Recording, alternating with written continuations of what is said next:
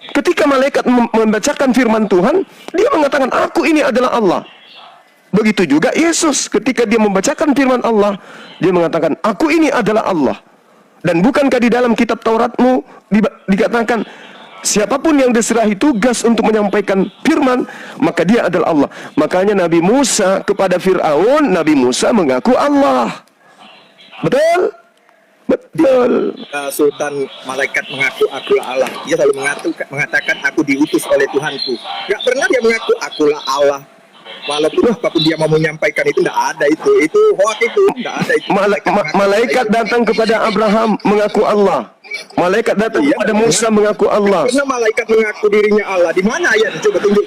Memang dia tidak mengaku Allah, tetapi dia menyampaikan firman Allah. Mengaku bahwa dirinya Allah itu di mana? Sekarang begini, Yesaya mengatakan di Yesaya 45. Dengar. Yesaya 45 nomor 6. Yesaya mengatakan, ketahuilah, akulah Tuhan, tidak ada Tuhan selain aku. Tidak ada Tuhan yang ada berada di sampingku. Apakah Yesaya Tuhan? Loh, itu jelas Yesaya menulis. Ada buktinya. Yesaya itu menulis. Dari mana Yesaya menerima itu? Dari mana Yesaya? Dari mana Yesaya menerima itu? Dari mana? Sekarang saya tanya, dari mana Yesaya? Karena itu dari Tuhan dong. Tuhan yang menyampaikan. Dari Tuhan langsung. Dari Tuhan langsung. Iya. Bukan malaikat. Iya. Bukan. Makanya aku bilang itu bedanya. Nah, sekarang mana yang benar? Karena malaikat menurut Tuhan. Tunggu. Sekarang mana yang benar? Sekarang mana yang benar? Sekarang mana yang benar? Yesus mengatakan di Yohanes 5:37, kamu tidak pernah mendengarkan suara Tuhan. Atau pengarang Matius mendengarkan suara Tuhan. Mana yang benar? Ya benar semua lah. Kamu aja nggak paham. Makanya kamu nggak ngerti. Jadi jelas mendingan kerja. Ya kerja lah. Ngapain pula lah kau naik ke sini? Nggak ada gunanya, nggak ada mutunya juga. Ini begini, kronologinya ini begini. Saya jelaskan dulu ya. Ini dari kemarin ini Bang. Gimana? Udah dengar dulu John. Kronologinya ini begini dari kemarin. Ini barang bukti ini dari kemarin Bang Zuma. Menurut John Peter, Yohanes 5:37 dengan Matius 3:17 itu tidak bertentangan menurut John Peter. Sedangkan menurut Bang Sultan ayat itu bertentangan gitu loh. Bertentangan. Bang Sultan John, betul, itu bertentangan. Berarti Bang Sultan yang jujur. Kalau bertentangan, nggak mungkin Oten banyak di dunia ini. Itu aja lah intinya. Gak bisa. Yesus mengatakan penyesat itu mengatakan, Yesus mengatakan dia akan menyesatkan banyak orang. Kalau sedikit yang tersesat berarti Yesus salah. Yesus mengatakan antikristus itu akan menyesatkan banyak orang. Berarti harus banyak dong. Kalau tidak Yesus salah. Udah kabur Bang. Aduh, waspadalah kepada pengajar-pengajar palsu yang datang. Iya, gimana? Siap. Kalau tadi menurut Bang John Peter tidak ada bertentangan, saya mau tanya, kalau nggak ada bertentangan, coba jelaskan ayat persamaan kedua ayat ini biar saya mau tahu gitu loh. Di mana persamaannya? Kalau dari ayatnya memang kita kalau cara baca aja kita tahu bahwa ini bertolak belakang. Tapi kalau tidak terima harus kasih jawaban yang tepat, begitu Bang Juma, supaya saya bisa paham kan gitu. Saya kan tidak mengerti. Iya. Tapi kalau dari kacamata saya baca saja memang bertentangan, ya kan? Tapi kalau menurut Bang John Peter tidak ada bertentangan, coba jelaskan secara logika, secara yang masuk akal biar kita bisa paham kan gitu. Tapi abang ini udah turun. Sebenarnya John Peter itu Bang Sultan, dia paham, cuman dia tidak jujur. Dia tahu, cuma tidak jujur dia. Al-Quran mengatakan begini Bang Sultan. Bismillahirrahmanirrahim. Yukhadi'una Allah walladzina amanu wa ma yakhda'una illa anfusahum wa ma yash'urun. Orang-orang kafir itu menipu Allah dan menipu orang-orang beriman. Tetapi sesungguhnya mereka hanya menipu diri mereka sendiri. Mereka menipu diri mereka sendiri. Tadi Yesus dia imani. Yesus berkata, Bapa yang mengutus aku, kau tidak pernah mendengarkan suaranya. Yesus itu. Tapi di sisi lain dia mengatakan Matius mendengarkan suara Bapa, suara Tuhan. Kalau dia tidak Kristen orang ini tadi, kalau dia tidak Kristen, tanya dia. Menurut Yesus, apakah suara Tuhan bisa didengarkan? Pasti dia akan menjawab tidak.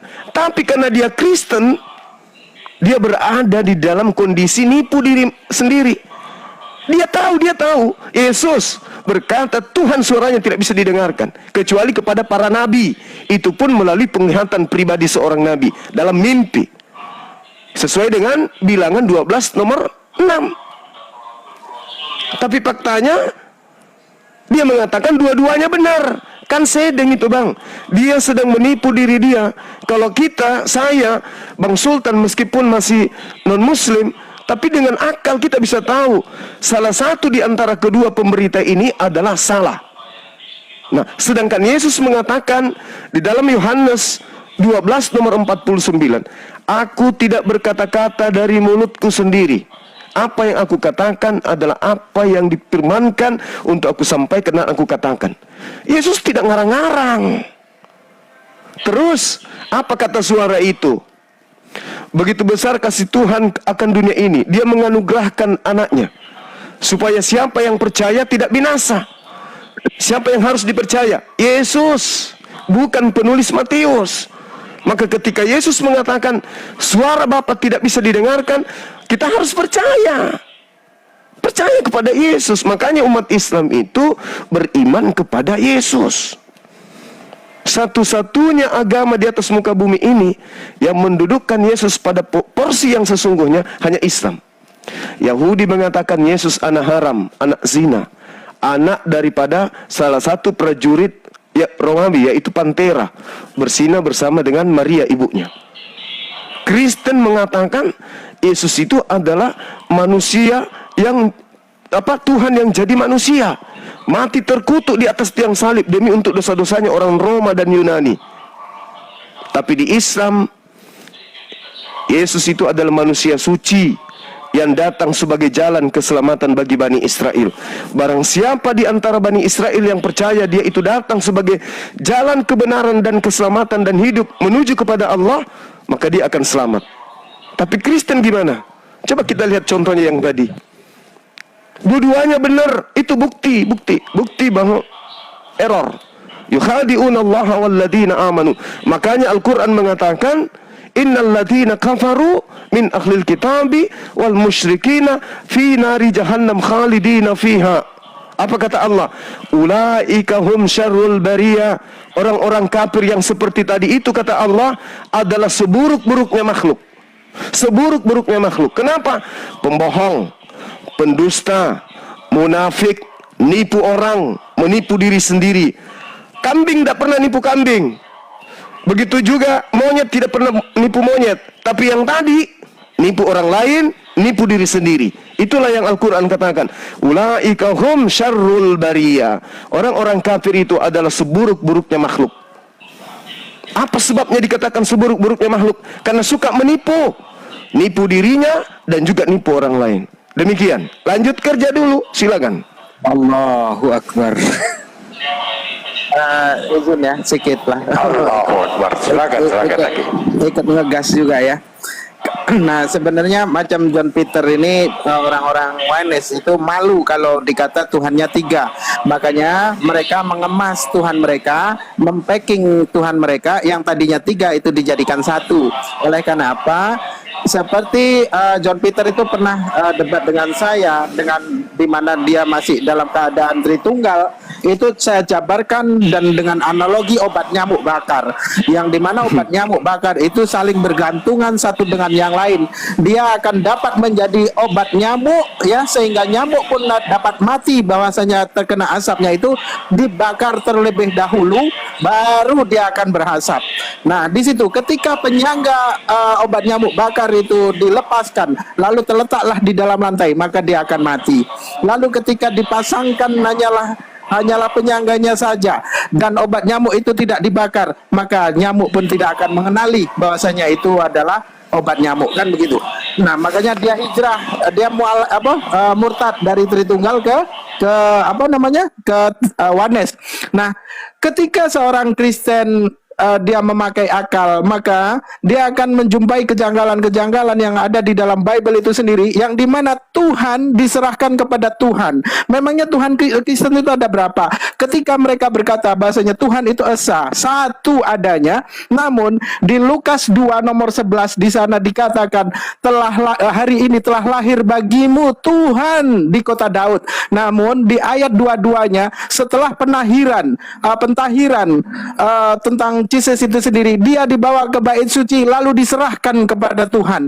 Lalu yang dikata Esa itu di mana? Kalau dikata Esa, tentu Jesus itu tidak akan disebut Tuhan, tidak akan diimani sebagai Tuhan, karena dia diserahkan kepada Tuhan, gitu ya.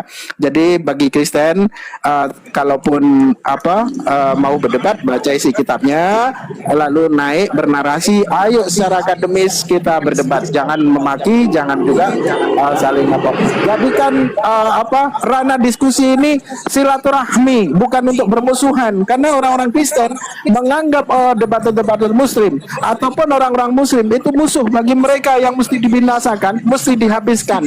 Berbeda ketika umat Islam merangkul mereka, mengajak mereka berdiskusi, mengajak mereka berdebat secara ilmiah, itu agar kita umat Islam dapat menjadikan mereka saudara, bukan hanya di dunia saja, melainkan sampai ke akhirat. Itulah kasih sayang umat Muslim pada mereka, dengan kasih sayang agar dapat berpeluk mesra sampai ke akhirat. Itu bedanya umat Kristen dengan umat Islam.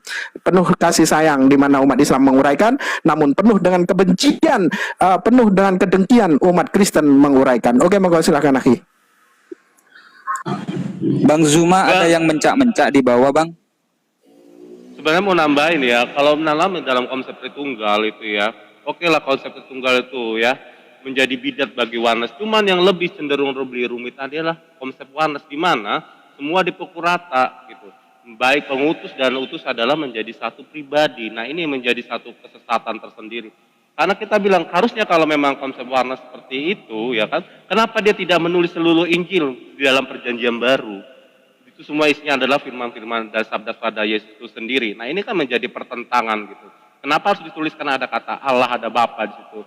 Kenapa dia orang tidak prinsip? Makanya ketika mereka berorasi atau bernarasi, mereka tidak akan pernah berani membawakan dalil-dalil di mana bahwa Yesus diutus oleh Bapaknya sendiri. Nah, konsep ini yang jauh lebih rumit.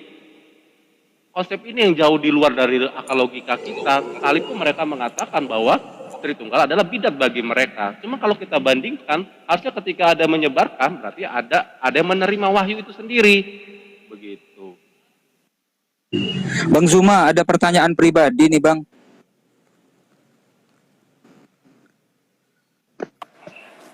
Halo Bang Zuma, monitor. Iya, gimana akhi, gimana Bang? Begini, kalau LAI, kalau kekristenan sudah menghapus nama-nama atau istilah-istilah yang ada di dalam Al-Quran, apakah Bang Zuma akan berhenti berdebat dengan orang Kristen? Pertama, kita akan berhenti berdebat.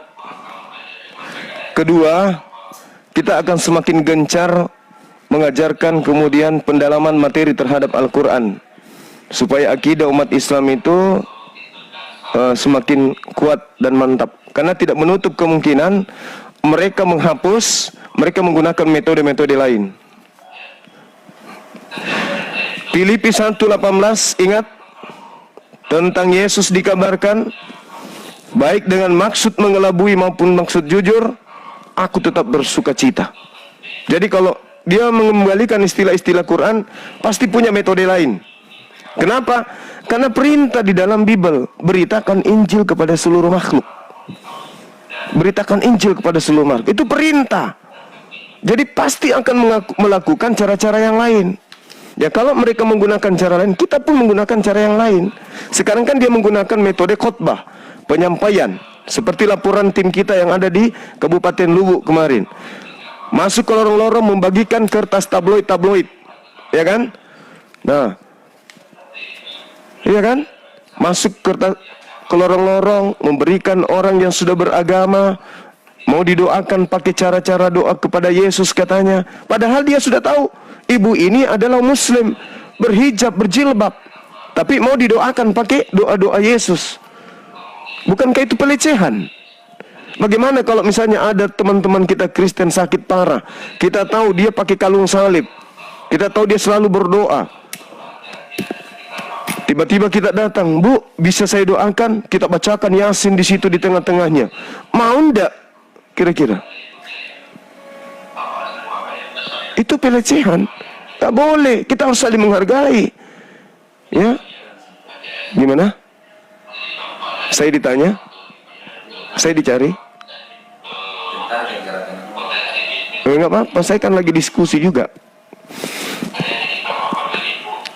Atau ditutup aja kameranya situ, Dek, kantor pusat, Dek. Kan kita sudah terdaftar di Zoom, kan? Oke. Ya, makanjak nih. Gitu aja. Ya, jadi gitu. Kalaupun nama-nama itu dihilangkan, pasti mereka punya teknik lain, pasti mereka punya cara lain. Keberadaan api untuk mengetahui trik mereka kemudian ke depannya. Tapi saya rasa sulit untuk menghilangkan istilah-istilah Islam. Kenapa, Bang? Kalau dia menghilangkan istilah Islam di kitab mereka, maka akan nampak agama mereka betul, pure, murni dari Yunani. Sementara Yunani itu dikenal sebagai agama paganisme. Agama paganisme. Orang Yahudi memandang orang Yunani itu sebagai orang najis. Maka tidak mungkin mereka kemudian mau menghilangkan semua istilah Islam. Kapan istilah Islam itu hilang di kitab mereka, maka yang muncul adalah ajaran Yunani. Apa itu menyembah dewa?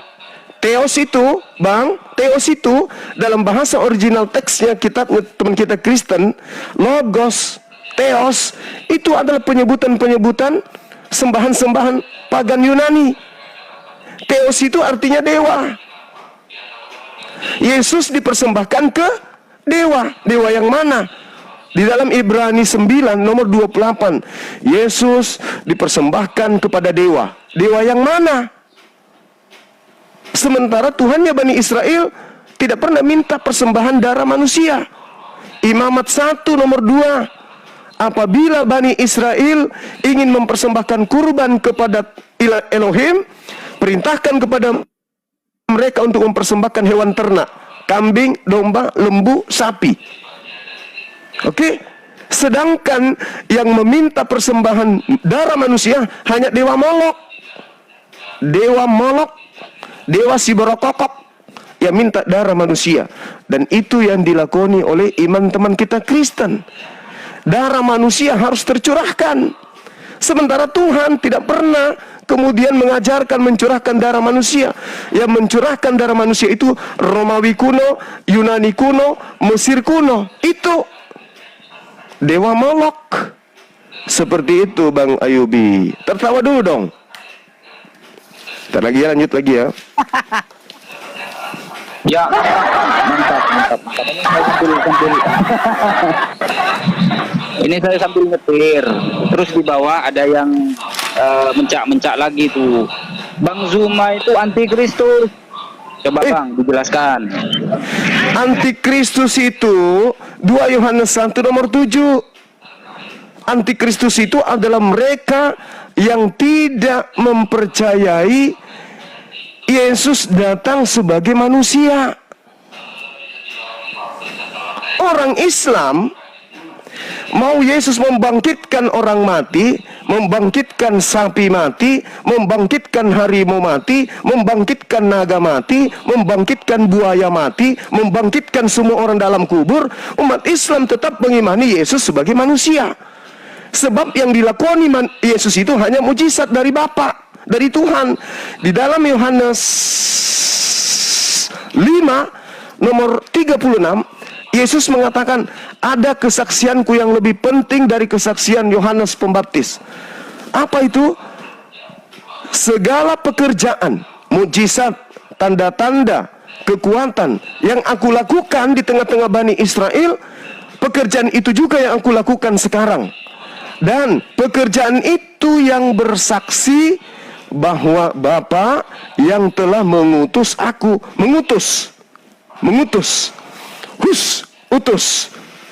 diutus ke bumi.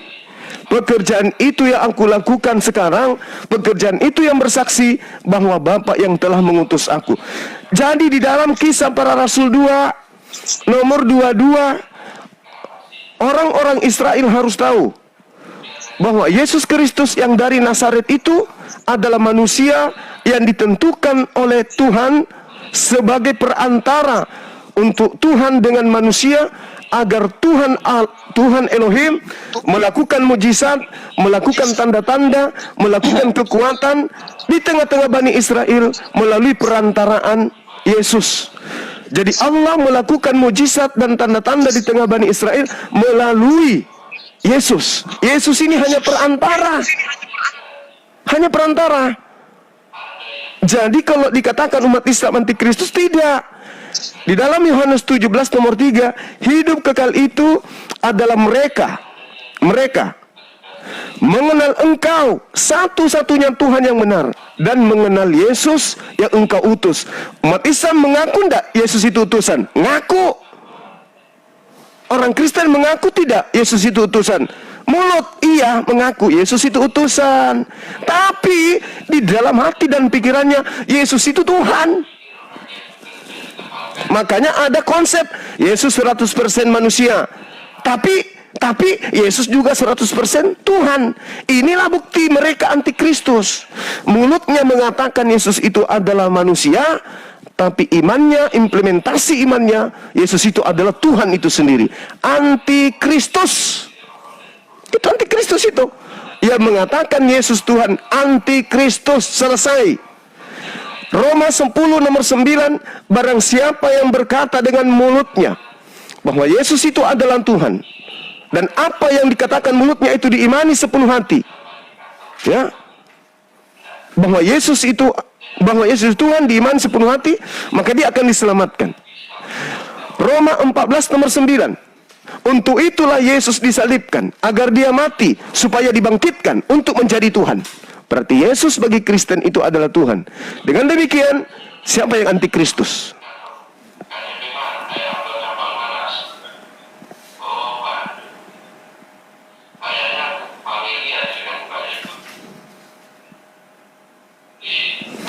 Yang anti Kristus itu adalah Kristen, karena menyembah Yesus.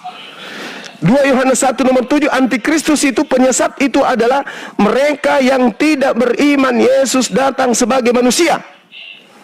Yesus datang sebagai manusia, tidak datang sebagai Tuhan. Oke? Jadi tidak ada 100% Tuhan, tidak ada. 100% manusia dan 100% bukan Tuhan. Selesai. Kerja lagi. Dek, ini mau kusuruh cairkan Dek. Belum selesai bang, belum selesai. Oh, belum. Yang mencak-mencak di bawah belum selesai. Katanya 2 hari yang lalu itu Bang Zuma mengislamkan atau mensyahadatkan wanita muslimah yang bernama Maria Octaviana Adito. Silakan bang. Oke, itu fitnah ini KTP-nya ya. Saya perlihatkan KTP-nya. Ya, sabar ya. Kita menerima orang disyahadatkan itu pakai KTP lah. Bentar ya Om. Bentar dulu bang. Bentar dulu. Buat teman-teman Kristen yang di bawah dan mungkin siapa sajalah yang menuduh Bang Zuma telah berbohong, telah berdusta, telah tipu-tipu gitu kan, tolong buka hidung kalian lebar-lebar ya. Ini aku perlihatkan. Ya. Gurunda nanti ke Bennett Gurunda. Tapi Aki. Nggak ada.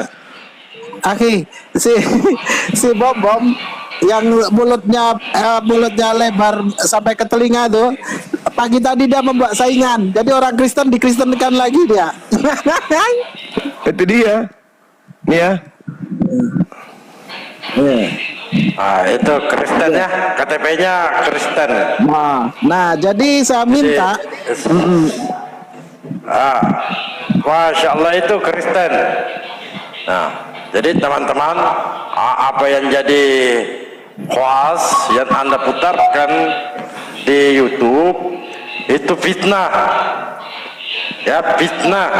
Pokoknya Gurunda ini dikeker-keker ini sama Oten Gurunda. Nah, ini orangnya, Masya Allah. Otema memang gitu, bukan fitnah.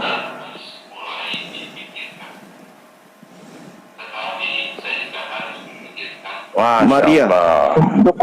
Maria. Kena benet bang, cukuplah, cukup sudah jelas ya. Namanya adalah Oke. Maria Sudah jelas ya. Octavia. Maria Octavia Arifin. Jadi apa ya?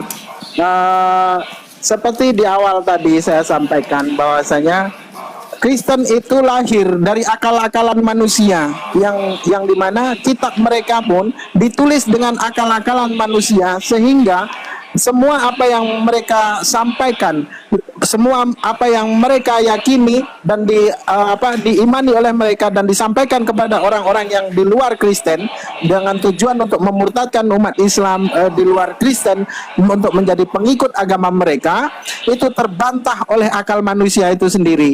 Oleh karena bukti nyata di mana Al-Quran beribu-ribu tahun lamanya mereka orang-orang kafir mencoba dengan akal mereka untuk menghalau dari segala sesuatu apa yang terjadi ataupun apa yang berlaku di dalam Al-Quran yang sebagaimana umatnya, pemeluknya agama itu dicurangi, dizalimi dengan segala cara, dengan segala rupa.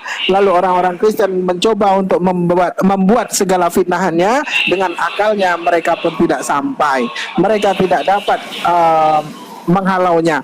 Namun sebaliknya, ketika Kristen itu dibuat dari angan-angan manusia, dari akal-akalan manusia, maka terbantah juga dengan akal manusia. Maka dari itu, ketika saya dahulu bertanya sama Akhi Zuma, Akhi, bagaimana caranya saya bisa seperti antum?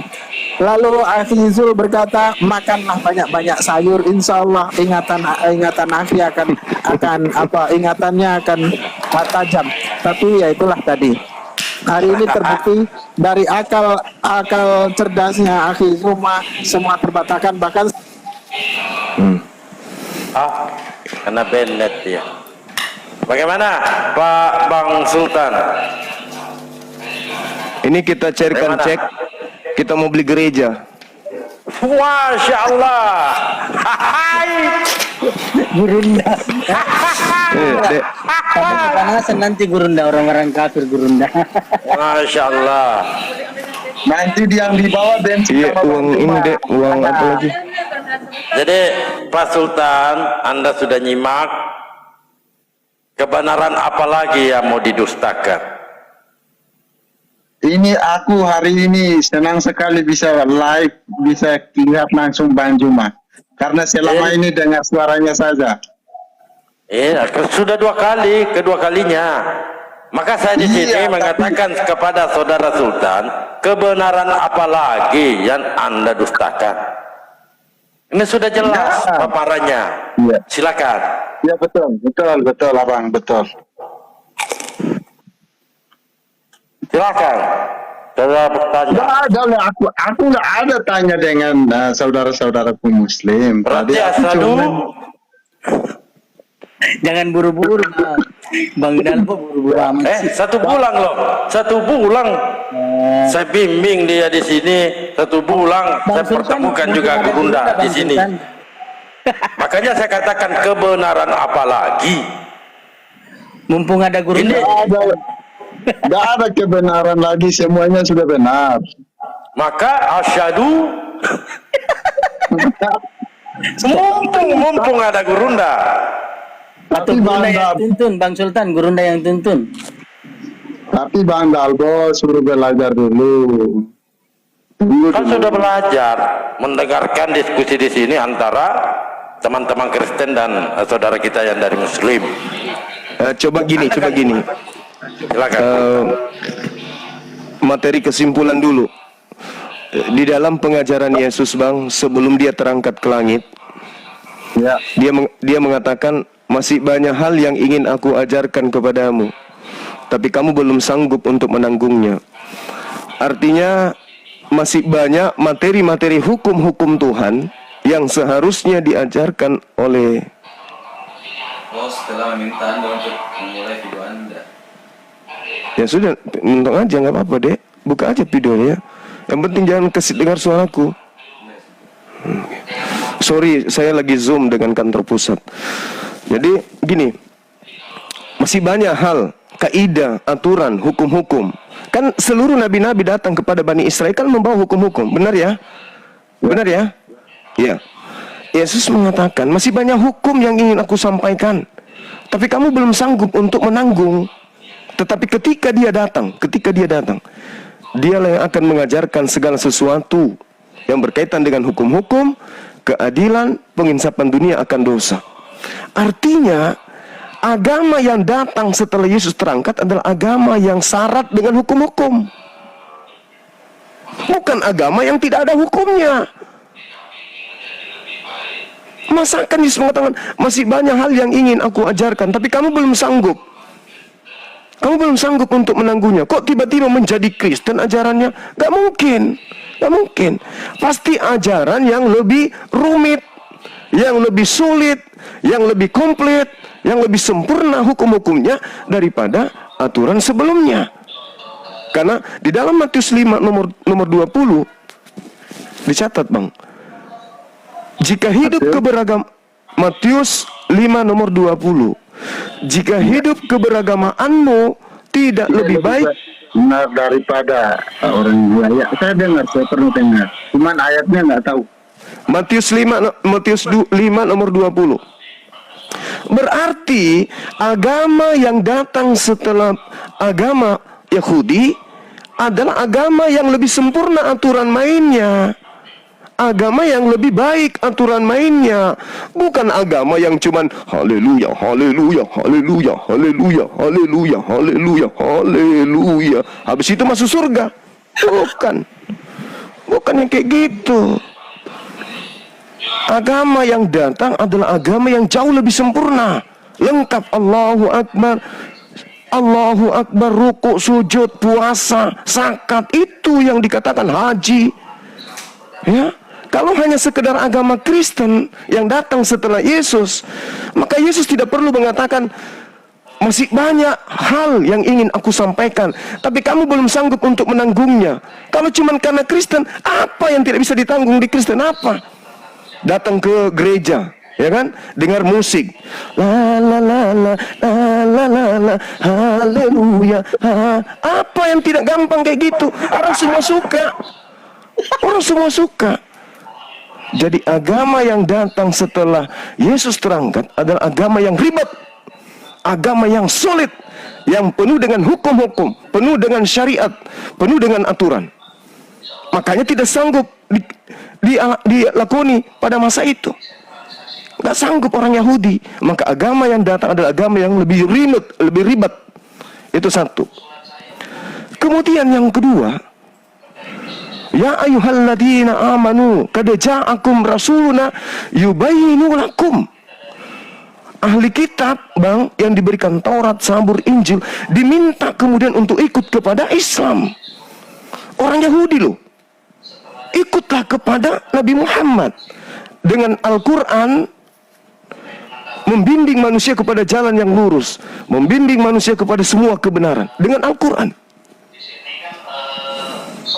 Orang Yahudi aja yang sudah diberikan aturan, diberikan perintah, diberikan Injil, diberikan Zabur, diberikan Yeremia, Yehezkiel, diberikan pengkhotbah, diberikan Daniel, masih dipanggil oleh Al-Quran. Apalagi kita, Bang Sultan, kita bukan orang Yahudi. Yesus mengatakan di dalam Matius 15 nomor 24, aku diutus hanya kepada domba yang hilang dari umat Israel. Rasulullah Muhammad SAW mengaku diutus untuk seluruh umat manusia. Wa ma arsalnaka illa kaffatan linnas, seluruh umat manusia. Bil bayyinati was zubur wa anzalna ilaika dzikr litubayyana linnasi. Litubayyana linnasi, untuk seluruh umat manusia. Ini untuk seluruh umat manusia. Untuk seluruh umat manusia. Kenapa dipertahankan bahasa aslinya di sini?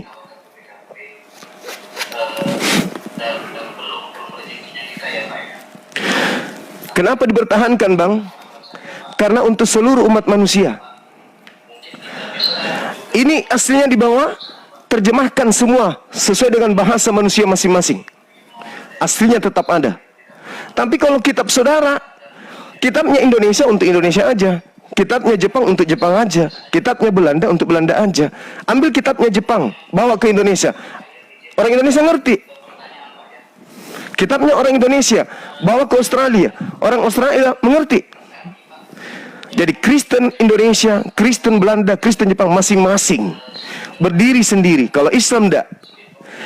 Wal takum minkum ummatun yad'una ilal khair wa ya'muruna bil ma'ruf wa yanhauna 'anil munkar wa ulaika humul muflihun. Islam berjamaah, satu pegangan, satu komando. Sekali Allahu Akbar, tetap Allahu Akbar. Sedunia bersatu, Bung. Kalau mohon maaf, kalau di agama Bang Sultan, satu kota, gereja berdiri di mana-mana. Satu menghadap ke sana, satu menghadap ke situ, satu menghadap ke situ, satu menghadap ke sini, satu menghadap. Akhirnya begini dia. Begini dia. Kalau di Islam dah, Bung, semuanya tertata, menghadap ke arah satu bait. Yesaya 66 nomor 23. Sabat berganti sabat, hari berganti hari, bulan berganti bulan. Seluruh manusia akan datang kepadaku, sujud menyembah kepadaku, sujud. Sujud bukan tripping, bukan, tapi sujud. Yesaya 66 23. Inilah Al-Quran. Kenapa dia tidak diganti bahasanya? Karena kitab ini untuk seluruh umat manusia. Ini kitab, Bang, kalau dia ke Jepang, pemahaman orang Jepang akan sama dengan pemahaman orang Indonesia. Ini kitab dibawa ke Australia, pemahaman orang Australia akan sama dengan pemahaman orang Indonesia. Ini kitab Anda bawa ke Amerika, pemahaman orang Amerika akan sama dengan pemahaman orang Indonesia. Karena untuk seluruh umat manusia. Untuk seluruh umat manusia. Abang masuk ke sebuah rumah ibadah, masjid. Di situ ada orang Amerika, ada orang Afghanistan, orang Hindu, orang Jepang, orang Australia, orang Belanda, orang Kanada, orang Afrika, orang. Bacakan Al-Quran, semua ngerti. Semua ngerti. Mathaluhum kamathalil ladzi istawqada nara. Orang Jepang, apapun bangsanya, apapun bahasanya, apapun sukunya, pasti ngerti. Oh, itu surah Al-Baqarah. Tapi coba abang baca kitab Indonesia di tempat abang sekarang kerja. Masuk ke gereja, naik mengkhutbah, bacakan kitab Indonesia. Pada mulanya adalah firman, firman itu bersama-sama dengan Allah. Firman itu adalah Allah. Orang sebangsa tempat abang sekarang, I don't care. I boring to see you. Allahu Akbar. Kenapa begitu? Padahal firman Tuhan dibacakan. Tapi mereka sebangsa nggak ngerti. Kenapa? Karena kitab sejatinya yang mereka gunakan adalah kitabnya Yahudi, yang untuk orang Yahudi tok, bukan untuk kita. Kalau ini untuk kita, Bang. Ini untuk Bang Sultan ini. Subhanallah. Al-Quranul Karim, Kitabullah, jalan satu-satunya menuju kepada Allah. Ini Al-Quran. Silakan dilanjut. Selamat siang. Toko bangunan siang. Waktu enggak nih saya bicara? Pak Jaya Setiadi jarang-jarang ini. Sedikit Bang, sedikit aja. Bang Sultan, mohon izin sedikit ya. Ini saya cuma mau ngasih tahu. Ini kan Yesus yang konon katanya kabarnya itu Tuhan. Tapi Bang, dari Bible saya kalau membaca itu, kenapa baik murid ataupun siapapun tidak pernah ada yang bersumpah mengatakan demi Yesus. Ketika dia bersumpah mengatakan demi Yesus, tapi rata-rata demi Tuhan, Tuhan Bapa, Tuhan Allah. Tapi Yesus yang kategorinya Tuhan, nggak pernah disebut Yesus demi Yesus. Kenapa? Apakah penulis lupa atau gimana ini? Silakan Bang Pak toko kaca atau Bang Sultan. Mohon maaf. Lanjut. Saudaraku Sultan, boleh nggak saya komentari? Boleh nggak saya bicara? Ya, saudara. Boleh. Saudara. Ya, Bang Jaya Abadi, ya boleh. Suara saya bisa didengar nggak? Ini sinyal saya kurang bagus nih. Saya ini saja nih. Ya, saudara Juma yang saya kasih. Ya, langsung aja ya. Assalamualaikum. Ya, terima kasih. Mengapa saya sampai hari ini masih menuhankan Yesus Kristus? Alasannya adalah sebagaimana tertulis oleh Yohanes 1 sampai 14, dan itu adalah bermuara dari perkataan Yesus sendiri. Tertulis di mana? Mulai dari Yohanes 4 ayat 24, Yesus memberikan keterangan bahwa Tuhan adalah roh. Nah, dari keberadaan yang transender tersebut, keluar dan datang dari L. Tercatat di Yohanes 8 ayat 42. Masuk ke rahim Maria, menjadi anak manusia dinamai Yesus, dan dia menegaskan Bapa hidup dalam dirinya sendiri, demikian juga diberikannya anak hidup dalam dirinya sendiri. Yohanes 5 ayat 26. Nah, dengan keberadaan yang demikian, ada dua pernyataan, ya, sebagaimana sudah diberitakan oleh Mazmur Daud di Mazmur 210 ayat 1, juga pernah diberitakan oleh Daniel, ya, ada dua kuasa, ya. Nah, sehingga apa? Sehingga dengan tegas Yesus berkata di Yohanes 5 ayat 19, dikerjakan Bapa, dikerjakan Anak. Nah, segala perkataan Bang Zuma, segala perkataan saudaraku Imrus, segenap perkataan Anda adalah utusanmu, jiwamu. Anda akan ternyatakan seperti apa, itu karena utusanmu. Ya, hanya saja keberadaan kita sebagai manusia dalam mengejawantahkan kemuliaannya sebagai manusia tidak sanggup terpisahkan. Tapi keberadaan Tuhan itu sanggup terpisahkan. Ya, Yesus yang adalah jiwanya, segenap perkataannya, maka Yesus berjanji, ya, akan mengerjakan sebuah pekerjaan yang hanya layak dilakukan oleh pribadi bergelar Tuhan. Itu tercatat di Yohanes 6 ayat 40. Aku akan membangkitkan pada akhir zaman. Kemudian tercatat di Matius, aku akan membalas setiap perbuatan manusia. Tidak ada, ya, nabi sebesar, sehebat Abraham, Musa, atau baginda Muhammad sanggup mengatakan seperti Yesus katakan. Yesus tidak mengatakan Tuhan atau Allah sudah ampuni dosamu. Dan Yesus juga tidak mengatakan aku sudah mengampuni dosamu. Tapi karena Yesus adalah firman, dan firman adalah suatu hal, suatu kekuatan yang sanggup mengubah dari mati Sudah menjadi hidup. Roma, sudah Roma. Poinnya mana Roma? Kenapa ini? Poinnya aja Roma. Oke, poinnya ya. Dengan ayat-ayat yang tadi, saya masih menuhankan kepada Yesus Kristus. Ya, cukup Roma. Poinnya Roma. Ya, kemudian ya, yang saya pertanyakan adalah seperti tadi saudara Pak Dalbo, ya, saudara Dalbo, tidak ada yang perlu diragukan. Ayolah syahadat. Betul, tidak ada yang perlu diragukan, tapi perlu dipertanyakan. Pertanyaannya adalah begini, ya. Kalau roh kebenaran, kalau Roh Kudus adalah Jibril, ya, mungkinkah Jibril yang hanya satu, ya, melahirkan perkenalan kepada Musa yang bertolak belakang dengan yang tertulis di Keluaran 3 ayat 14. Cukup Roma. Yaitu tahap 14 berlawanan arah dengan Keluaran 3 ayat 14, ya. Poinnya apa Bang Jaya? Poinnya apa? Poinnya. Iya, poinnya itu tadi. Cukup Roma. Mungkinkah ya kalau roh kebenaran, Roh Kudus adalah Jibril, mungkinkah akan Pak melahirkan? kola-kola, udah Pak, cukup Pak. Ya Allah. Cukup Roma. Benar Roh Kudus, Roma. Jaya. Cukup Roma. Gimana? Taurat Benar dan hati aja kamu bingung kamu.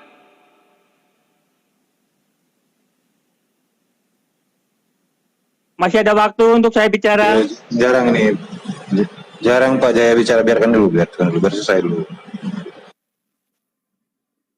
Masih boleh bicara saya? Ya lanjut tapi Bang Jaya tolong agak Oke. ke poinnya Satu Pak. ya. Pertanyaan saya satu itu ya. Mungkinkah Roh Kudus melahirkan isi perkenalan kepada Musa yang bertolak belakang tertulis di Taha 14 berlawanan dengan Keluaran 3 ayat 14 sampai 15. Yang kedua, ya. Saya tertarik dengan agama di sisi Allah adalah Islam. Tertulis di Ali Imran kalau nggak salah ya. Itu saya memahami adalah sebagai pernyataan mengatasnamakan Allah. Ya, saya cari firman-Nya dan ketemu ya QS 5 ayat ketiga. Di sana tertulis kuridoi Islam sebagai agama bagimu. Tapi pertanyaan saya adalah di awal ayat tertulis disembelih atas nama selain Allah. Tidak mungkin dari mulut Allah keluar disembelih atas nama selain Allah. Kemudian di akhir ayat tertulis Allah Maha Pengampun lagi Maha Penyayang. Tidak mungkin terkatakan oleh pribadi bernama Allah. Pertanyaannya apa Roma? Pertanyaannya apa? Jangan banyak-banyak Roma. Oke, sedikit lagi. Tidak mungkin dari mulut Allah keluar Allah Maha Pengampun lagi Maha Penyayang.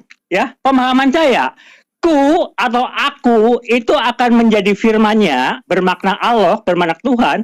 Kalau ku atau aku Masya Allah, Bangalam. Thank you, from Bangalam. Kola loloh atau kola robuki. Pertanyaannya, adakah kuridoi, kudan dan sebagainya itu terawali dengan kola robuki atau kola luloh? Apa sih kola lulo itu? Apa kola lulo itu? Silakan dijawab sendiri Bang Jaya. Terlalu banyak. Nah, ini bertanya banyak tapi ke hulu ke hilir entah apa yang dipertanyakannya ini. Tanyain kola lulo. Iya. Makanya saya katakan cukup Roma. Kola lulo itu apa? Kola lulo. Ya mungkin Bukan apa-apa. Kalau Anda bertanya saja, bertanya pun harus dengan ilmu, Bapak Jaya. Mohon maaf. Bertanya pun harus dengan ilmu. Jangan pula nanti ketika Anda bertanya saja bingung, apalagi menjawab begitu. Karena ini nanti pasti Anda akan ditanya. Jadi tolong simpelkan saja apa yang akan menjadi poinnya, itu yang disampaikan sehingga tidak ke hulu ke hilir entah apa-apa itu loh. Ya. Oke, silakan. Jelas? Masih kurang jelas? Perlu saya ulangin lagi pertanyaan saya? Satu pertanyaan dulu. bukan diulang maksudnya Pak Jaya. Kalau bertanya itu maksudnya fokus satu, jadi dijawab, yang lain bisa nyimak, jadi bisa diketahui Pak Jaya yang salah paham atau memang ada kesalahan di Al-Quran gitu. Ya, satu persatu aja Pak. Waktunya nggak akan hilang kok. Saudaraku Zuma itu berangan-angan roh kebenaran, Roh Kudus sebagai Jibril. Pertanyaan saya, saudara dibilang berangan-angan. Pertanyaan saya adalah mungkinkah Jibril mewahyukan, memberitakan kepada baginda Muhammad sehingga Muhammad menulis perkenalan kepada Musa yang bertolak belakang dengan perkenalan Yod-Heh-Vav-Heh kepada Musa. 14 minta disembah. Nah, itu poinnya udah dapat itu Pak Jaya tentang pertemuan Ibrahim ya, tentang pertemuan dengan Musa dan Ibrahim. Mungkin bisa silakan Bang Juma, lanjut dulu dijawab mungkin. Oke, baik. Dari situ aja. Al-Quran menerangkan ketika Nabi Musa datang ya ingin melihat ada api menyala, kemudian dia mendengarkan suara. Ya Musa, ya, innani anallah, aku ini adalah Allah, la ilaha, tidak ada sembahan, tidak ada Tuhan, illa ana, kecuali aku, ya, fa'buduni, maka sembahlah aku. Sama ketika Nabi Musa di dalam kitabnya orang Yahudi diperintahkan, kemudian Nabi Musa menyampaikan kepada Bani Israel, katakan aku adalah aku, innani anallah, la ilaha illa ana, aku adalah aku, tidak ada Tuhan selain aku. Sama. Kalau Anda mau belajar nih ya, Nabi Musa alaihissalam di Al-Quran itu diceritakan menerima wahyu dari Allah melalui perantaraan. Oke? Lalu kemudian di dalam kitab saudara, di kisah para rasul 7, di situ dikatakan di data nomor 38-nya, Nabi Musa menerima firman dari malaikat. Catat itu. Malaikat. Berarti Nabi Musa kemudian itu tidak berbicara langsung melalui perantara, sibuk dengan wahyu dari malaikat.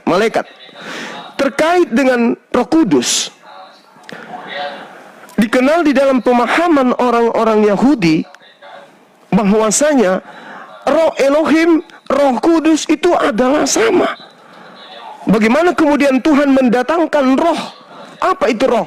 Makhluk, bisa angin, bisa wakil Tuhan. Makanya coba Anda lihat di kitab Ayub, ayat 27 nomor 3.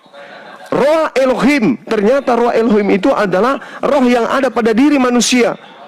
Napas yang keluar masuk. Baca Ayub 27 nomor 3 supaya Anda paham. Jadi yang ada di dalam Kejadian 1, 2, 3, roh Elohim melayang-layang di atas permukaan bumi itu adalah udara, oksigen, napas. Bukan makhluk berupa Tuhan yang datang, aku adalah Tuhan berbentuk Casper, bukan. Kul nazzalahu ruhul kudus min rabbika bil haqq. Kami yang mengutus malaikat Roh Kudus dari Allah untuk menyampaikan firman Allah kepadamu, wahai Nabi Muhammad. Tidak ada yang salah. Begitu juga Nabi Musa. Nabi Musa menerima wahyu dari malaikat. Kisah para pewarta 7 nomor 38. Belajar lagi ya, belajar. Kerja lagi. Oke, terima kasih sudah Bagaimana ya melebarnya. Tapi fakta yang terjadi adalah begini, Saudara Juma dan kawan-kawanku. Musa menerima perkenalan dengan perkataan ayah asr ayah, semakna dengan tidak ada Tuhan selain aku, atau aku adalah aku yang akan datang dan lain sebagainya. Itu betul, saya setuju. Tapi tidak ada perintah di sana sembahlah aku. Ada perintah kamu akan beribadah, dan perintah itu ditumpangkan pada pernyataan dirinya akan membebaskan umatnya dari Fir'aun. Jadi pernyataan beribadahlah kepadaku dinyatakan dengan sangat bijaksana, tidak dengan dirikanlah sholat untuk mengingat aku. Tidak, sangat bijaksana penyampaiannya terhadap Musa. Tentang Roh Kudus yang ada di Kejadian, tidak mungkin hanya angin. Roh Kudus yang melingkupi bukan bumi, wujudnya seperti air, ya, itu adalah kekuatan yang menjadikan kehendak Allah untuk sebagian naik, ya, sebagian lagi tertinggal air tersebut. Kemudian sebagian yang ada di bumi dilarikan kepada yang dataran lebih rendah. Jadilah daratan, jadilah laut, dan lain sebagainya. Jadi sekali lagi, kalau Roh Kudus, ya, adalah Jibril. Sebentar Pak Jaya sebentar. Tadi mengenai yang lebih bijaksana tadi, saya nggak paham di mana bijaksananya, bisa jelaskan Pak Jaya? Kalau mengenai ini kan kejadian udah lain topik ya. Oke. Mengenai kebijaksanaan lebih itu di mana lebihnya gitu. Dijelaskan dulu. Anda bisa baca dan Anda Assalamualaikum warahmatullahi wabarakatuh. Keluaran 3. Waalaikumsalam warahmatullahi wabarakatuh. Tidak usah ditanggapi. Jaya itu tidak usah ditanggapi. Sultan saja. Waalaikumsalam warahmatullahi wabarakatuh. Sultan saja tolong dinaikin. Bang Dalbo, Bang Sultan tolong dinaikin lagi. Bang Sultan saja. Jaya nggak usah ditanggapi. Bang Ya, Dalbo. sudah turun dia. Sudah Aduh. pamit typing. Ya sudah Typing di ya. bawah. Lanjut. Baik. Silakan Roma. Ya, nggak apa-apa Bang Dewa, jarang-jarang Bang Dewa Pak Jaya ini mau bicara gini biar. Oke, sekarang Ya, saya ingin mungkin dijelaskan lagi Pak Jaya di mana kelebihnya bijaksana tadi itu saya nggak paham soalnya. Oke, terima kasih ya. Di Keluaran 3 mulai dari 12, 13, 14, 15 di sana ada perintah bahwa Israel akan beribadah. Dan itu ditumpangkan pernyataannya pada pernyataan Tuhan akan membebaskan umatnya dari Fir'aun. Keluaran 3 ayat 12 dan juga di Keluaran 3 ayat 18. Jadi tidak serta-merta mengatakan beribadahlah kepadaku untuk mengingat aku.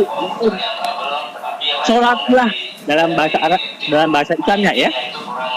Sholatlah kepadaku untuk mengingat aku. Tidak. Apalagi minta disembah itu tidak ada.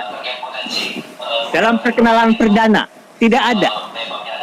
Fokus pada perkenalan perdana di mana ada api menyala. Tidak ada. Itu satu. Yang kedua. Oke, sepertinya saya paham. Firmannya. Saya paham. Satu-satu aja dulu Pak Jaya. Pak Jaya, biar bisa dijelaskan satu-satu dulu Pak Jaya. Oke. Jaya, Anda siapa bisa Sebentar, Pak Jaya. kitab orang lain? Saya hanya membacakan yang Siapa? tertulis. Ya, enggak. Saya hanya membacakan yang tertulis. Gini Pak Jaya, saya sudah paham maksud Pak Jaya tadi ya tentang itu. Tapi tadi itu kalau yang saya pandang kan, kalau dari yang perjalanan dari Mesir membebaskan itu adalah petunjuk ya, beda. Ya, tentang perintah itu ada di 10 perintah Tuhan, jelaskan kalau Musa kan. Itulah perintah gitu. Beda dia gitu. Itu yang diceritakan kembali dalam Al-Qur'an. Mungkin bisa jelaskan lebih ininya Bang Juma, silakan. Iya, Keluaran 19 itu adalah kisah di mana Nabi Musa kemudian membawa orang-orang Israel dari kejaran Fir'aun sampai ke Gunung Sinai. Itu perjanjian lama. Perjanjian barunya Tuhan dengan Bani Israel itu ada di Keluaran 20. Bagaimana kemudian Tuhan memberikan firman kepada Nabi Musa alaihissalam untuk ditaatin oleh kaumnya Bani Israel. Itu harus dipahami. Lalu kemudian Anda mengatakan bahwa Tuhan tidak pernah memerintahkan untuk disembah. Anda keliru. Tuhan itu pencemburu. Kenapa Tuhan itu cemburu? Ada apa Tuhan itu cemburu? Karena Tuhan hanya ingin diibadahi, hanya Dia seorang. Hanya Dia sendiri yang harus diibadahi. Tidak boleh ada ibadah-ibadah yang ditujukan kepada oknum lain. Keluaran 20 nomor 5. Coba Anda baca di situ. Tuhan itu maha pencemburu. Jangan ada ilah lain di hadapanku. Kok bisa? Kenapa kalau ada ilah lain? Oh, nggak boleh. Hanya aku ilahmu. Hanya aku Tuhanmu, nggak boleh ada yang lain. Berarti hanya Dia yang ingin disembah. Ulangan 4 nomor 24. Tidak ada yang lain. Hanya Elohim yang harus disembah. Kenapa Dia cemburu? Kenapa Dia maha pencemburu? Karena Dia tidak mau manusia ciptaannya itu menyembah kepada selain daripada dirinya. Artinya Tuhan itu gila sembah. Yang namanya Tuhan pasti mengajarkan keselamatan kepada hambanya. Supaya hambanya itu selamat, hambanya jangan menyembah setan, jangan menyembah manusia. Hambanya kudu wajib menyembah dirinya. Itu baru Tuhan yang benar. Bukan membiarkan umatnya, ciptaannya terombang-ambing. Nah, sedangkan kalau di dalam Islam dan juga agama Yahudi, Tuhan itu maha cemburu. Tidak mau Tuhan itu manusia menyembah kepada yang karena Tuhan mau manusia itu selamat. Oke? Thank you. Tuhan mau manusia itu selamat, tidak dibiarkan. Makanya Tuhan memberikan panduan. Sementara di agama Anda panduan dihilangkan. Itu bedanya.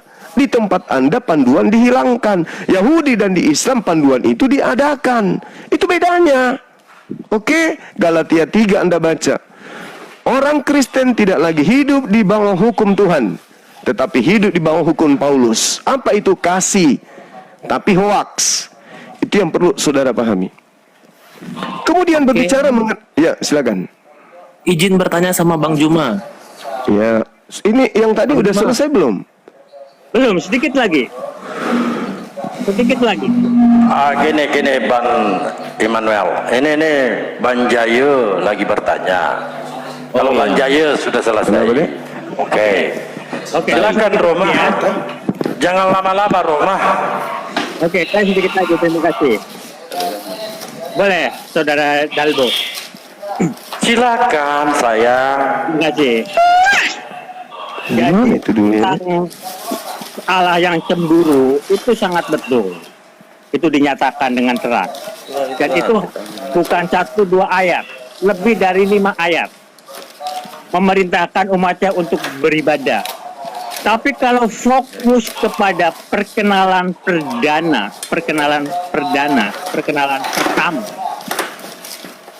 Taurat tidak mencatat minta disembah.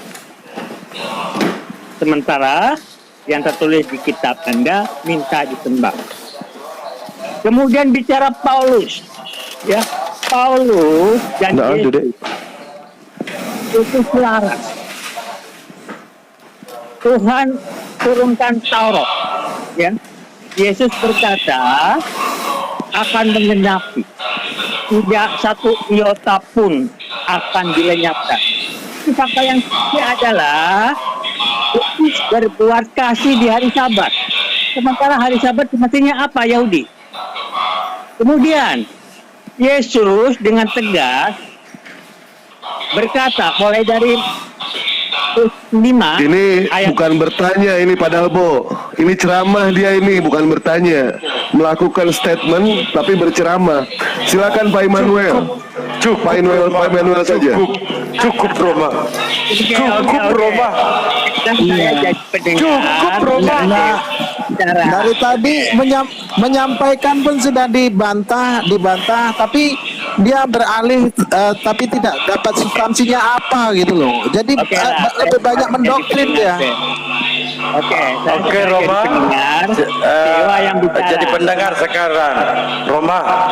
Roma, kamu jadi pendengar sekarang Roma. Silakan Immanuel. Oke. Saya ingin bertanya kepada Bang Juma. Tadi kan Bang Juma mengatakan bahwa Roh Allah itu waktu Roh Allah itu melayang-layang di atas permukaan air itu hanya angin, kata Bang Juma. Nah saya mau tanya Bang Juma, ini paham nggak perbedaan antara roh dengan zat? Nah, dalam pengertian kita, bahwa roh itu adalah sesuatu hal yang tidak bisa dilihat secara fisik. Itu roh. Berarti dia sesuatu yang metafisik. Nah, sedangkan angin, oksigen, itu kan zat, Bang. Nah, bagaimana Abang bisa mengatakan bahwa roh Allah itu adalah hanya zat? Itu kan berarti kalau Abang katakan itu hanya angin, berarti itu zat. Sedangkan zat itu dia tidak punya perasaan, tidak punya kehendak. Sedangkan roh itu adalah kita berbicara tentang sesuatu yang memiliki perasaan dan kehendak. Nah, di dalam diri Bang Juma itu kan ada roh. Di dalam diri Bang Juma itu ada roh. Di dalam roh itu ada perasaan, keinginan, dan kehendak. Seperti itu Bang Juma. Jadi saya agak bingung dengan pernyataan Bang Juma mengatakan bahwa roh Allah yang melayang-layang itu adalah angin atau oksigen. Jadi sepertinya Bang Juma paham nggak sih apa itu roh, apa itu angin atau zat itu? Nah begitu Bang Juma. Terima kasih. Oke. Sebelum saya jawab, tolong pahamkan saya dulu. Apakah roh itu bisa diciptakan?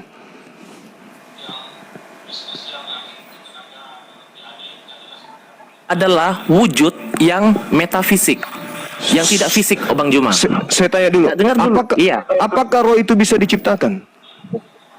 Pertanyaannya roh siapa dulu? Roh siapa Jawab aja. dulu? Apakah roh itu bisa diciptakan? Bang Juma mau bertanya kepada siapa? Roh siapa yang diciptakan itu? Siapa dulu? Roh apa dulu? Yang butuh roh itu makhluk. Abang, saya jelaskan ya ayatnya, Bang ya. Saya buka ayat ya. Oke, saya buka ayat. Silakan. Oke, siap. Ada ayat yang ini dapat dijamin kebenarannya karena yang mengatakan ini adalah Yesus sendiri. Yesus sendiri yang mengatakan hal itu. Oke. Silakan saudara. Di dalam Injil Yohanes pasal 4 ayat yang ke saya baca 23 dulu sampai 24 ya. Yohanes 4 ayat 23 24. Tetapi saatnya akan datang dan sudah tiba sekarang bahwa penyembah-penyembah benar akan menyembah Bapa dalam roh dan kebenaran. Sebab Bapa menghendaki penyembah-penyembah demikian. Ayat 24. Allah itu roh. Barang siapa menyembah Dia, dengar Abang, saya buka open cam. Biar supaya saya harus sesuai dengan data yang ada. Saya nggak mengada-ngada begitu kepada Bang Juma ya, karena kita kan memberikan edukasi untuk orang-orang banyak ini kan. Nah, ini Yohanes ya, Yohanes pasal 4. Nah, ini saya kasih tanda ini. Ayat 24 itu Yesus sendiri yang berkata, Allah itu roh. Bisa dibesarkan, host minta tampil, Bang. Dibesarkan. Bang Dalbo dibesarkan. Siap, dibesarkan. Oke, siap. Dibesarkan. Siap. Nah, begini ya, oke. Ini Yesus sendiri yang berbicara dalam Yohanes 4 ya. Makanya saya merasa bahwa ini sesuatu hal yang sangat valid sekali. Nah, dalam Alkitab itu tanda merah itu berarti dibedakan ya, merah dengan hitam. Yang merah itu berarti Yesus sendiri yang berkata-kata. Dalam ayat 24 dikatakan begini, Allah itu roh. Dan barang siapa menyembah Dia harus menyembahnya dalam roh dan kebenaran. Makanya pertanyaan saya tadi begini, yang Abang tanyakan kepada saya itu roh siapa? Kalau Abang mengatakan roh itu dicipta atau tidak, tapi pertanyaan saya, roh siapa yang Abang maksudkan? Itu Sudah. Assalamualaikum warahmatullahi wabarakatuh. Sebelumnya Bang Immanuel sebelumnya paham bahasa aslinya nggak, Bang Immanuel? Nah, itu dia. Sebelumnya paham bahasa aslinya dari kedua ayat yang ditampilkan nggak? Makanya saya ingin dia menunjukkan bahasa Yunaninya. Bahasa Yunaninya di situ jelas mengatakan. Lanjut Bang Juma. Pneumahotheos. Do you understand? Pneumahotheos dalam bahasa Yunani. Enggak, Bang Juma, pertanyaan saya. Tunggu sampai dulu. Ini giliran saya. Pneumahotheos itu tidak mengatakan Allah itu adalah roh. Salah terjemahan. Pneumahotheos itu terjemahannya adalah roh Allah. Oke? Bukan Allah adalah roh. Jangan dibolak-balik biar tidak tersesat. Roh Allah. Maka barang siapa menyembah Allah, sembah di dalam roh dan kebenaran. Apa itu roh? Khusyuk di dalam beribadah. Apa itu kebenaran? Beribadah sesuai dengan apa yang diperintahkan. Menyembah dalam roh dan kebenaran. Menyembah, roh ikut, jasad ikut, prosesi penyembahan gerakan badannya itu benar-benar benar dari Tuhan perintahnya. Misalnya, sallu kama ra'aitumuni usalli.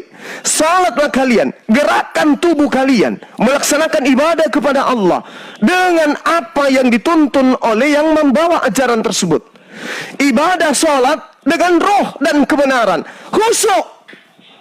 Alhamdulillahi Rabbil Alamin Ar-Rahmanir Rahim. Roh ikut ibadah, gerakan ibadah adalah benar karena tidak bertentangan dengan perintah. Menyembah dalam roh dan kebenaran hanya ada di Islam. Kamu menyembah dalam roh apa? Kebenaran apa ibadah hari Minggu itu? Di mana pembenarannya? Di mana perintahnya? menyembah, nyanyi-nyanyi, jingkrak-jingkrak. Di mana? Di mana ajaran itu? Di mana itu perintahnya? Tepuk tangan untuk Tuhan kita di surga. Di mana perintahnya ke itu? Di mana? Kebenaran itu beribadah, khusyuk, dan proses yang dilakoni itu adalah ada unsur perintahnya dari kitab suci. Nih, baru kebenaran. Nih. Bang Juma jawab atau menjelaskan ini? Saya menjawab. Menjelaskan. Saya menjawab. Sabar. Kamu bertanya ke saya, guru. Sekarang You saya murid. Begitu kita. Murid bertanya. Ini guru. You bertanya, you murid. Nggak fair Bang You Juma. murid. Saya masih Anda kan Saya masih menjawab. Anda tadi bertanya, jadi tolong diam dulu biar dijelaskan. Anda tidak berkewajiban untuk memotong ketika Soalnya Bang Juma kepanjangan. Kalau enggak tahan turun, Bang. Enggak, Tinggal klik ting turun. Kalau enggak tahan jawaban saya. Oke? Saya paham. Cuma dengar. Bang Immanuel, ini sedang dijelaskan dari dasarnya, dari bahasanya. Kalau nggak mau paham, nggak masalah Bang. Tapi ini lebih jelas. Biarkan Bukan doktrin Bang. bicara. Yang lain Ilmu. Ini pertanyaanmu yang kedua. Kamu mengatakan Tuhan itu roh. Roh mana, Bang? Saya tanya, apakah roh itu bisa diciptakan? Kamu bertanya, roh mana, Bang? Hai, roh itu cuma satu. Roh itu adalah satu bentuk hakikat ciptaan Tuhan yang Tuhan gunakan untuk menghidupkan makhluk. Tuhan itu maha hidup, dia tidak butuh roh untuk hidup. Hanya makhluk yang membutuhkan roh untuk hidup. Oke? Kalau kamu mengatakan Tuhan itu adalah roh, kitabnya Yahudi nampar kamu kiri kanan. Katapak. ya Bang Juma sudah.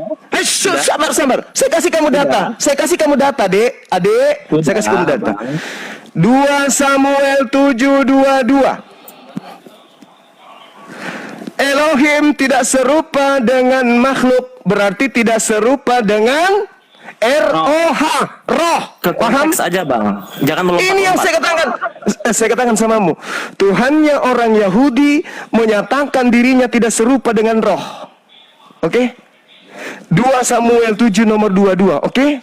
Yeremia 10 nomor 6, oke? Paham? Jadi Tuhan itu tidak serupa dengan roh. Hanya di Kristen. Kenapa Kristen menyembah roh-roh? Kenapa? Karena Kristen itu adalah agama Helenisme. Agama yang dihasilkan dari nenek moyang orang Romawi dan Yunani. Penyembah roh-roh. Oh, sudah melebar. Bang Juma ini melebar sudah. Enggak. Lepas konteks. Wahyu 5 nomor 6. Wahyu 5 nomor 6. Dengar. Sedikit lagi, dengarkan. Dengarkan. Wahyu 5 nomor 6. Ini kitabnya orang Kristen yang ditulis oleh Markus di Pulau Patmos. Dengarkan. Aku melihat. Nah, jadi pengarang Wahyu melihat. Nggak usah pakai nasi, Mak. Iya, kembalikan aja nasinya, makasih. Apaan nih Bang? Abang jawab terlalu lama. Sabar. Ya. Turun kalau kamu nggak tahan, turun.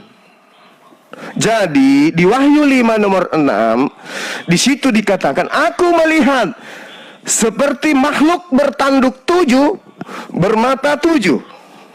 Itulah ketujuh roh Theos. Jadi kamu penyembah roh-roh. Itu ajaran Helenisme.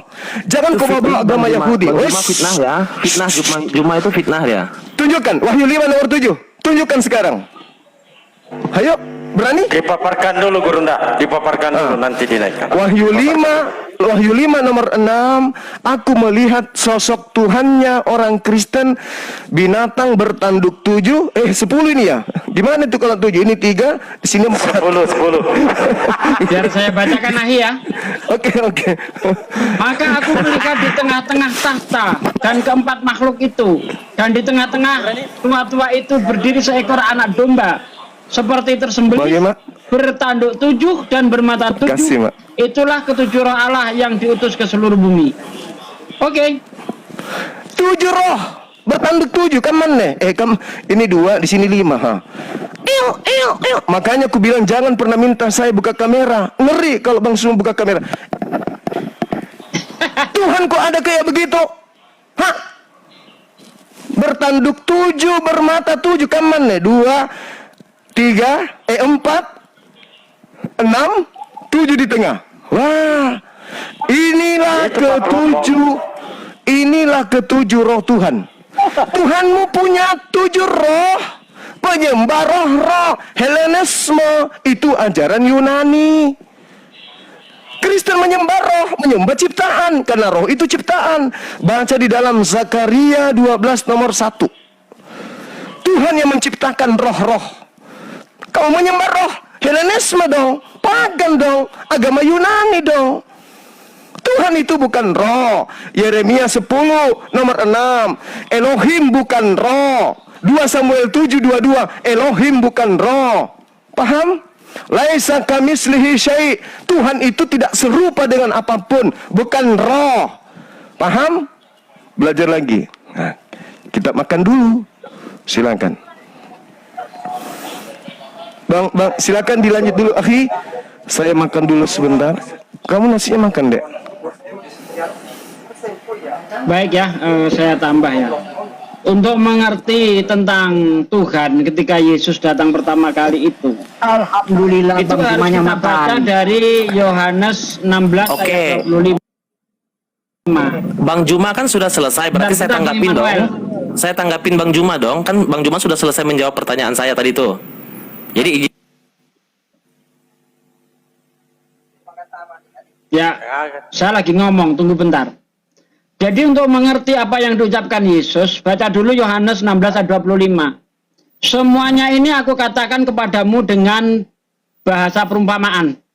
Tetapi ada saatnya nanti, aku akan berkata kepadamu secara terus terang, memberitakan tentang Bapa.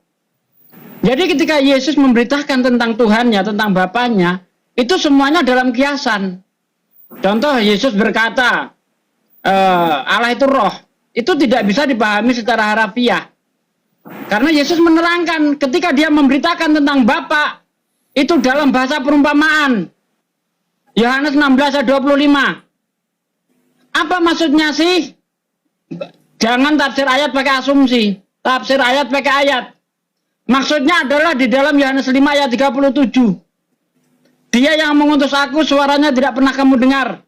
Rupanya tidak pernah kamu lihat. Kalau di dalam Yohanes 4 ayat 24 dikatakan Allah itu roh, maksudnya Tuhan itu gaib, tidak bisa dilihat. Jadi jangan dipahami bahwa Allah itu roh. Nanti kalau itu dipahami Allah itu roh, bagaimana dengan ayat yang mengatakan Allah itu gunung batu? Bagaimana ketika dikatakan Allah itu api yang membakar? Apakah Tuhanmu gunung batu? Apakah Tuhanmu api yang membakar? Oh tidak, itu perumpamaan. Lah ini namanya standar ganda. Frasenya sama. Allah itu roh, Allah itu gunung batu, Allah itu api yang membakar. Kenapa ketika Allah itu roh itu dipahami secara harafiah? Ketika Allah itu gunung batu dipahami secara kias. Ini namanya standar ganda. Padahal frasenya sama. Allah itu roh, Allah gunung batu, Allah itu api yang membakar. Nah supaya adil semuanya pahami secara kias. Pasti Anda paham. Terima kasih. Monggo yang lain kalau dilanjut. Bang Dewa, Assalamualaikum. Bang Ali Musa, Assalamualaikum. Waalaikumsalam warahmatullahi wabarakatuh. Assalamualaikum warahmatullahi wabarakatuh. Izin host, Lanjut. mungkin ada yang mau lihat gambar.